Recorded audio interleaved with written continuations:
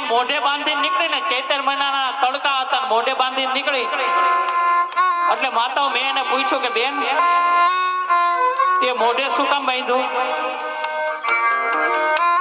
તો કે મારી સ્ક્રીન બ્લેક ન થઈ જાય ને એટલા માટે બાંધ્યું. અને માતાઓ મેં એને આમ જોયું તો અમાસની કાળી રાત જેવું એનું મોઢું હતું. રાતે જો આપણને હમી મળી તો આપણે ભટકાઈ જાય.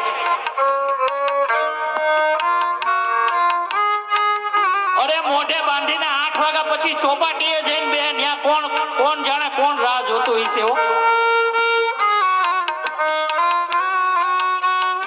અરે આપણી જ બેન આપણે બાજુમાંથી નીકળી જાય તો આપણને ન ખબર પડે. બેન મોઢે શું કામ બાંધ્યું? તો કે સ્ક્રીન બ્લેક ના થાય ને એટલા માટે.